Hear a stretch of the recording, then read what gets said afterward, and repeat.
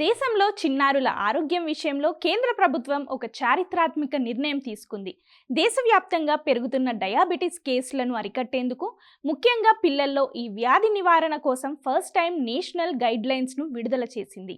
కేంద్ర ఆరోగ్య మరియు కుటుంబ సంక్షేమ మంత్రిత్వ శాఖ రూపొందించిన ఈ guidance document on diabetes mellitus in children ద్వారా దేశవ్యాప్తంగా చిన్నారుల మధుమేహ చికిత్సలో ఒకే విధమైన పద్ధతులు అమలులోకి రానున్నాయి. భారతదేశం ఇప్పటికే ప్రపంచ మధుమేహ రాజధానిగా పిలువబడుతోంది.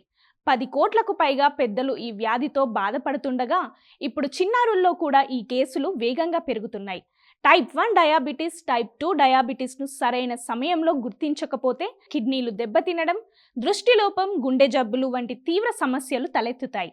కేంద్రం తీసుకొచ్చిన కొత్త మార్గదర్శకాలతో చిన్నారుల మధుమేహ చికిత్సను భారత ప్రభుత్వ పబ్లిక్ హెల్త్ సిస్టంలో పూర్తిగా విలీనం చేశారు. అందులో భాగంగా పుట్టినప్పటి నుండి 18 ఏళ్ల వరకు ప్రతి బిడ్డకు స్క్రీనింగ్ నిర్వహించేలా ప్రణాళిక సిద్ధం చేశారు. పాఠశాలలు, కమ్యూనిటీ హెల్త్ సెంటర్ల ద్వారా ప్రాథమిక పరీక్షలు నిర్వహిస్తారు. అనుమానం ఉన్న పిల్లలకు వెంటనే బ్లడ్ గ్లూకోజ్ పరీక్షలు చేసి అవసరమైతే జిల్లా ఆసుపత్రులకు తరలిస్తారు. ఈ పాలసీలోని అత్యంత కీలకమైన అంశం ఉచిత చికిత్స. డయాబెటీస్ ఉన్నట్లు నిర్ధారణ అయిన పిల్లలకు ప్రభుత్వ ఆసుపత్రులలో ఉచితంగా రోగ నిర్ధారణ పరీక్షలు చేస్తారు.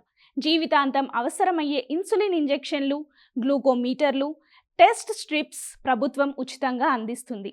దీనివల్ల ఆర్థికంగా వెనుకబడిన కుటుంబాలకు ట్రీట్మెంట్ ఖర్చుల భారం తగ్గుతుంది. అలాగే డయాబెటీస్ లక్షణాలను తల్లిదండ్రులు, ఉపాధ్యాయులు సులభంగా గుర్తించేందుకు ప్రభుత్వం 4Ts అనే ప్రచారాన్ని చేపట్టింది.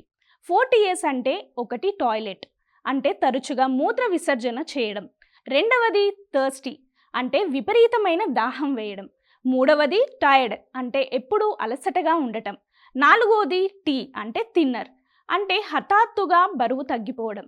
ఈ ప్రకారం ప్రాథమిక ఆరోగ్య కేంద్రం నుంచి మెడికల్ కాలేజీల వరకు ఒక అనుసంధాన వ్యవస్థను ఏర్పాటు చేశారు. తద్వారా రోగికి ఎక్కడా చికిత్సలో అంతరాయం కలగదు. అలాగే ఇన్సులిన్ ఎలా వాడాలి, బ్లడ్ షుగర్ ఎలా మానిటర్ చేయాలి అనే విషయాలపై తల్లిదండ్రులకు, సంరక్షకులకు ప్రత్యేక శిక్షణ ఇస్తారు. భారత ప్రభుత్వం తీసుకున్న ఈ నిర్ణయం లక్షలాది మంది చిన్నారుల భవిష్యత్తుకు భరోసానిస్తుంది. మధుమేహం ఉన్నప్పటికీ సరైన జాగ్రత్తలు, ప్రభుత్వ సహకారంతో పిల్లలు సాధారణ జీవితాన్ని గడపవచ్చని ఈ మార్గదర్శకాలు స్పష్టం చేస్తున్నాయి.